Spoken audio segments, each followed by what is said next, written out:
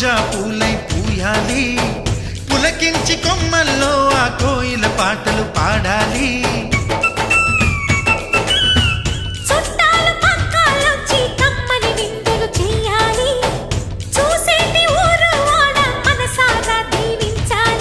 నలుగురు కలిసి చేతులు కలిపి మన కలలన్నీ పండించాలి.